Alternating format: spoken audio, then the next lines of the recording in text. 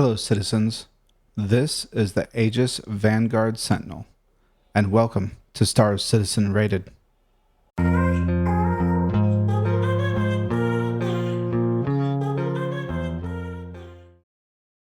So first thing we're going to do is take a look at the exterior. And this is not the stock size 4 gimbaled loadout. I switched out the gimbal for a size 5 laser repeater, and it is awesome. And then I also changed out 2 of the distortion weapons right there for the laser weapons that are only really available on the Vanguards. You could just leave them all distortion though. It's this massive size 5 that you need to put on there though. That's what I recommend. The exterior looks pretty good. You can definitely see some wear and tear, which is good. It's got similar problem as some other ships though on the interior. Well, on the undercarriage, that is. It's kind of too shiny. Otherwise, it's looking pretty good so far. I really like this tank tread landing gear. That's so cool.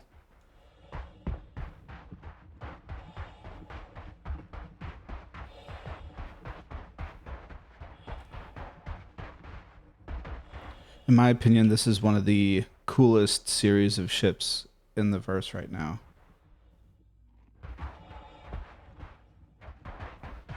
Like, it just looks mean and awesome. And especially I like the Sentinel here with the blue and yellow.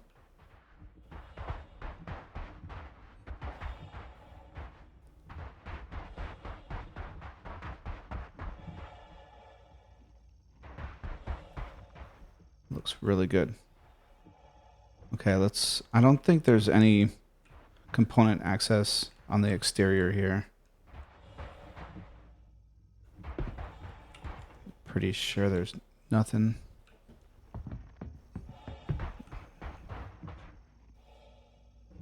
I want to double check though. Okay. Let's go inside. Now the access to the interior is really annoying. So it doesn't have a button panel or anything. You got to come kind of far away and then you click open door and it actually juts out, trying to like hit you. And then when you come up here, you can't come up all the way. So you come up part of the way and then you'll see closed door mirrored. And then that's to close that ramp. It's so janky. All right, here's a quantum drive. So I think you have access to most of the components for this ship.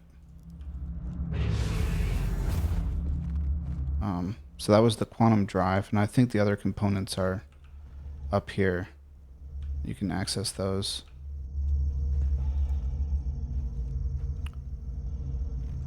So that's good. There's a decent amount of interactivity here.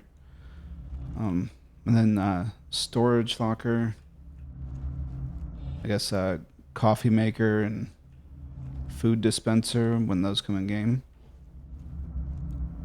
Another storage locker. And then bathroom. Very important. Your toilet right there. It's not that important, but I want to make sure it works.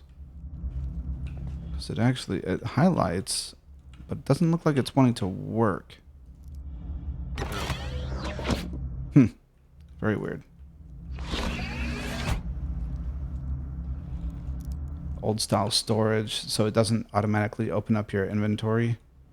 There you go for your weapons. This is a cool bit right here. I'm curious if this is going to be functional in the future, Or if it's just going to be some sort of display. If it's actually going to display useful information. Very curious. And then same thing with this. You can pretend to use it, but it doesn't actually do anything. You just get that. Systems green. It's really cool though. I can't wait for this stuff to come in game.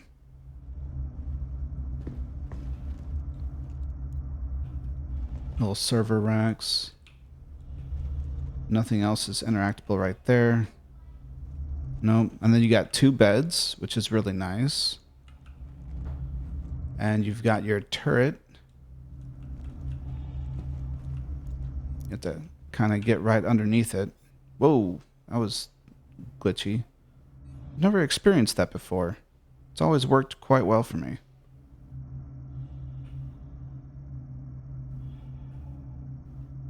So, where's the power?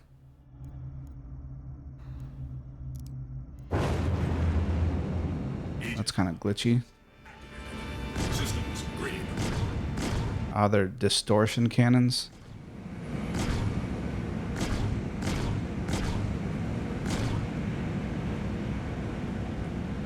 I guess that's the Sentinel in general. It's all about shutting down your opponent.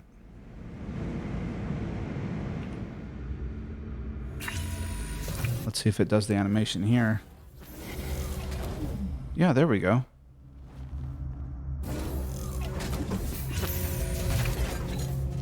So it's kind of cool. I'm not sure how useful it is because I do not really do multiplayer. Kind of just by myself.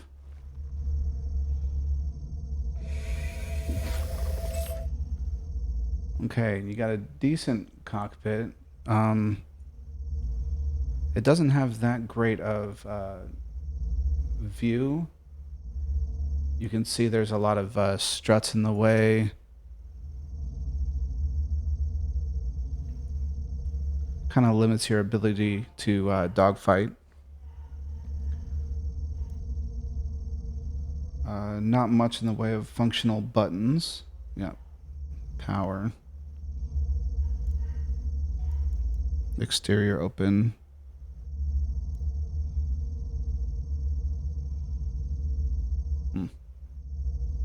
Yeah, so it definitely needs some work to get this up to standards of even other ships right now.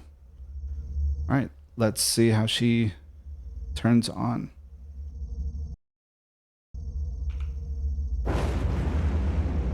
Aegis combat assist activated. Systems green.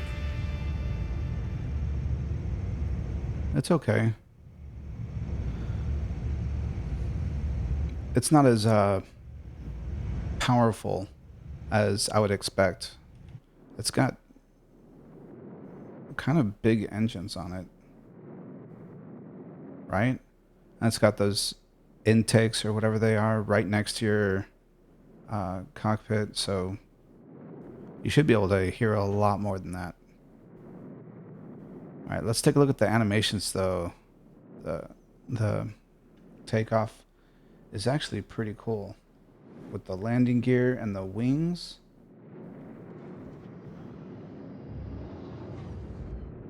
It's not bad.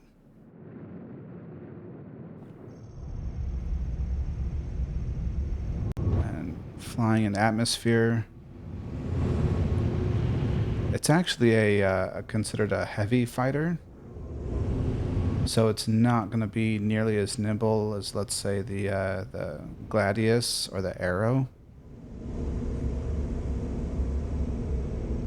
Or even the Mustang. But it's quite nice. I think you have enough maneuverability to... The yaw doesn't seem as nerfed as a lot of the other ships. Maybe they haven't gotten to the Vanguards yet. Maybe they're going alphabetical. Okay, anyway. pretty nice. I don't know what's going on with my altimeter tape. It's like freaking out on me.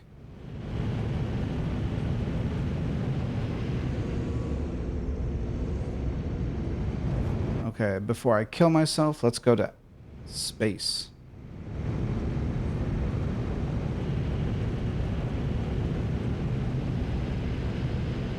I love that view.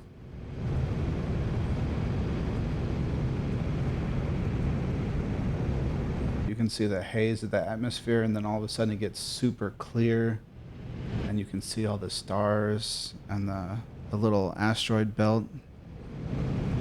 It's so pretty.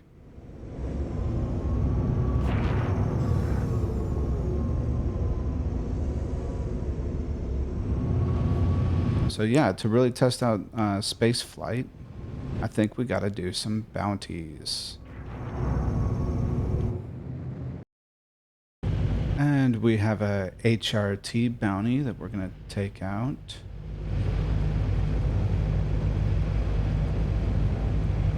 I'm coming this way because I don't want that sun getting in my eyes as I'm trying to find my target. So.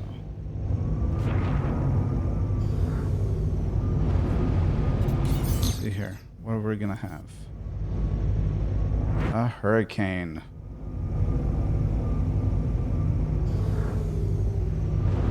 Now this ship does have some missiles. Some size 2 and size 3. Let's go ahead and blow 2 size 2s on this guy, because hurricanes are annoying.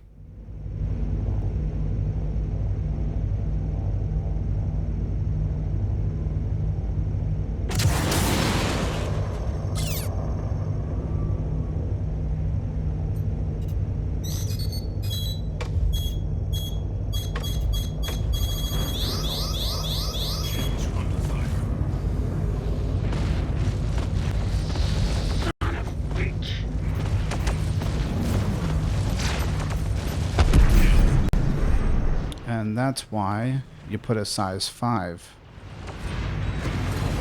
You get some awesome damage when it hits.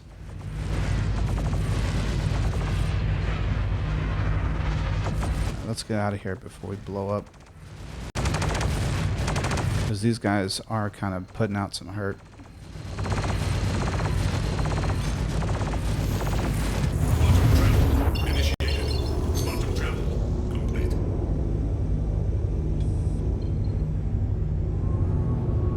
Okay, I don't know if you guys saw,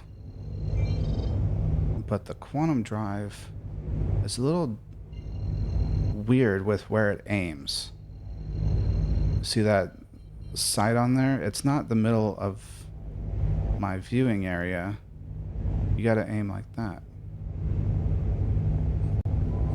I know some other ships are like that too. It's really annoying. Why not just put it in the center? Come on. Okay, enough of that. Let's rate. Under ship model, rated between 1 and 5, we have visual detail. I gave it a 4. Visuals are pretty good, but I think it isn't as good as some of the more recently released ships. For sound, I gave it a 4.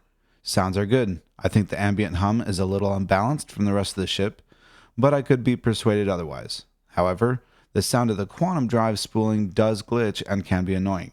You have to start up your quantum drive and turn it off again in order for the sound to go away. For crew mobility, I gave it a 3.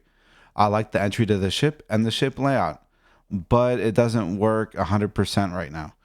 Guessing how far to stand away from the ramp in order to click the highlighted area is super frustrating sometimes and definitely breaks immersion. For interactivity, I gave it a 2. This ship seems to be plagued by more bugs and glitches than most other ships. Some pilot controls work, there's some component access, and the beds work, but nothing is reliable. I think I've had something glitch out every time I fly one of the Vanguards. The component access and cool midship control console kept this ship from getting a 1 here. For animations, I gave it a 4. Animations are great. The glitch with the turret startled me and is the reason why I can't score it a 5. I've never had that problem before, but that's probably because I rarely ever use it. For flight model, I gave it a 5. I enjoyed the flight model. It feels realistic, but I could see it getting hit with the yaw nerf bat when flight modes become a thing. So total out of 30, it gets a 22. I think the Vanguards are really cool looking and can be fun to fly. However, this seems to be one of the most glitchiest ships in the game right now. It really affects the gameplay enjoyment. If it wasn't such a good ship for bounties and planet hopping, I would have much less flight time in the Sentinel. And for capabilities rated similar to a tier list, we have single player combat. I gave it an A+. The Vanguard series is very efficient when it comes to higher level bounties in solo combat. Change out the gimbaled size 4 gun for a size 5 and you're good to go. It is a heavy fighter, so it can take a beating, which is good because it's also a bigger target and will take a beating. The Sentinel has an EMP device, but I hardly ever use it. I have some background footage of the EMP in combat now. I find it a lot less useful than it used to be. I haven't kept track of what changes were made, but it doesn't really seem worth the hassle in my opinion. To be honest, I always buy the Sentinel variant after a wipe because I love the color scheme and I think the interior is actually way cooler than any of the others. For multiplayer combat, I gave it an A-. It does have a turret and second control console for a crewmate, but I don't think that console offers anything useful right now, and the turret guns are pretty weak with a short range, and so a second crew member doesn't really add anything here. But it's still a powerful ship. For hauling and trading, gave it a D. The Vanguards don't have cargo space, but you can definitely do box missions, so it's not entirely useless for hauling. For specialty professions, I gave it an F. For planet hopping, I gave it an S-. The Vanguards are some of the most maneuverable ships in the game that have a good size quantum fuel tank and size 2 quantum drive. This makes them surprisingly useful as planet hoppers. The only drawback is the lack of space to carry a ground vehicle. For a party boat, I gave it a D. It can carry more than one person, so I guess that's something. So overall, the Aegis Vanguards are great fighters that can take a beating. The Tomcat or flankers come to mind. The major downside to the Vanguards right now is the glitching, so I would actually recommend considering a couple of other ships instead. One good fighter with similar capabilities is the Banu Defender. Just make sure to change out those stock weapons before you go hunting. The Corsair is another great ship you could look at if you don't mind trading out some maneuverability in order to gain some capabilities. If you're going to play with at least one other person, I would recommend the Corsair. Otherwise, if you do decide to go with one of the Vanguards, here's a quick breakdown of the variants. The Harbinger is the missile boat carrying 3 size 5 torps. They can do some damage, but it's not nearly as effective as the Eclipse or Retaliator. The Hoplite is the dropship. It comes with all ballistics, so be mindful of your ammo count. The Sentinel has the EMP and comes with nearly all distortion weapons except for the gimbaled size 4 up front. The Warden is the main heavy fighter with a mix of ballistic and energy weapons. Nothing else special about it. Thanks for watching. If you liked my video, please let me know by hitting that like button. You can also subscribe to my channel and hit that notification bell for more Star Citizen videos. And tell me your thoughts in the comments below. Did I rate fairly? Did I miss something? Did I poo-poo on your favorite ship? Is there a specific ship you want to see rated? Until next time, fly high, stay safe, and I will see you all in the verse.